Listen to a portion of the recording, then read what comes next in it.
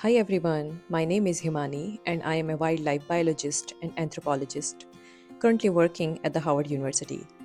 Over the past 10 years, I have been conducting field research in the Garhwal Himalayas, working to protect this delicate and breathtaking landscape. My latest project involves documenting the traditional ecological knowledge of the Garhwali community in Uttarakhand, India. As a member of this community myself, I am proud to share the insights and expertise of the true botanist and ecologist of this region. I am in the process of writing a scientific book about my research, but I also want to share personal stories and interactions that shape my research work.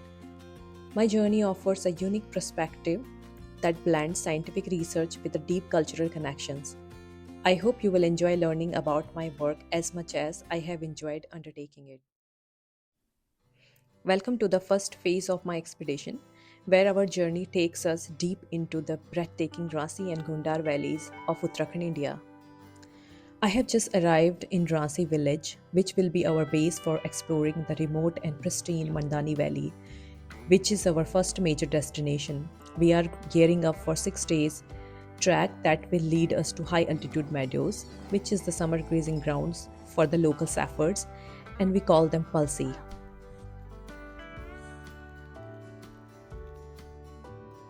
Tonight, we will be staying with the pastoralist community at the elevation of about 2,300 meters. These community live alongside their livestock, following the rhythms of the nature. I am excited to experience their unique way of life up close.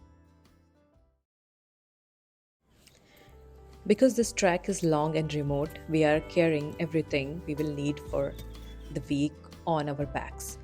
I'm joined by an incredible team, Kalam Singh, who is a local guide with a deep knowledge of these mountains, and three porters, Sandeep, Kailas, and Ashok, who are all from the Ransi Gondar Valley. Together, we make an incredible crew ready to tackle the challenges ahead. As we began our journey, we stopped at the last village house for water. The family generously offered us fresh orange juice, such a refreshing treat on a hot day. Kailash served the juice, and while we are rested, a curious young boy from the village took a special interest in my binocular. His face lit up with a wonder as he looked through them, wondering at how the mountains surrounding his home suddenly appeared so close.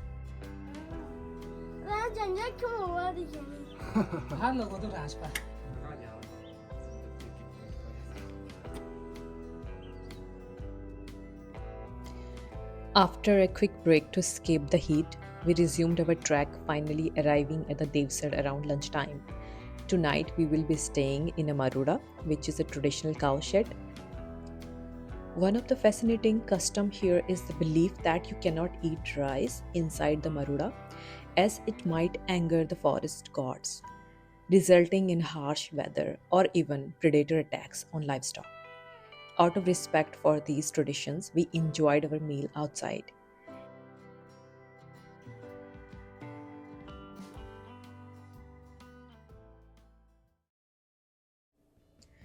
After that delicious meal, we cleaned up the dishes and set up our tents. We had only a narrow window to get everything done because as soon as we finished, the rain begins pouring down. We retreated into the hut, settling in to enjoy the view outside as the rain comes down.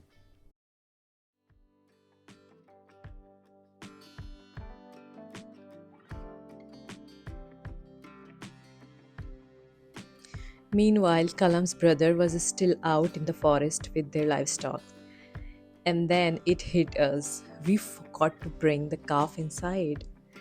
Kalam rushed out to rescue the poor thing, and when he returned, the poor little calf looked genuinely upset, completely soaked from the rain and staring at us like it was all our fault. Luckily, the hut was warm and we knew he would dry off soon enough. Now he's alone in a big room, and his family members were still out grazing in the forest.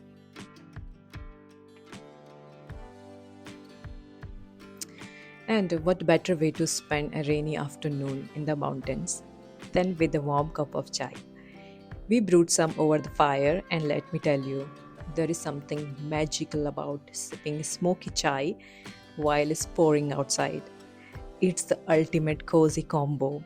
The calf is still a little cranky, had every right to be. We really did forget about him. But now he was warming up and all was forgiven, I think. As we enjoyed our chai, Kalam pointed out the basket in the corner was hand woven by his brother using bamboo from the nearby forest. Just as we finished our tea, Kalam's brother returned from the forest, looking thrilled to see other human beings after a long day of herding. We chatted until rain stopped, sharing stories and enjoying the calm after the storm.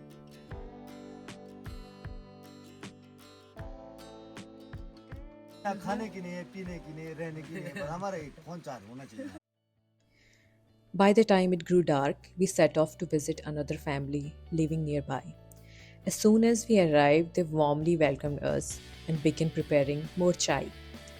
They were so happy to learn that I took him from the same community, and we spent a delightful hour talking about their life in the forest. It was an enriching conversation, and I felt a deep connection with them over that shared cup of tea. They generously offered us dinner, but since my team was already preparing food back at hut, we thanked them and headed back.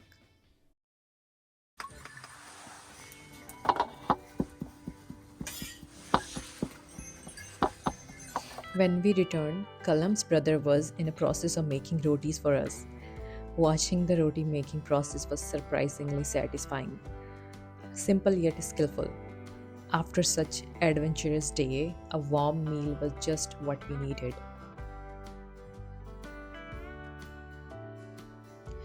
Now it's a time for bed. Instead of sleeping in a tent, I want to experience sleep in a hut. As you can see, the cows are all settled in, and this corner here is my bed for the night. They did warn me that cows snore and fart throughout the night, but honestly, I didn't notice a thing.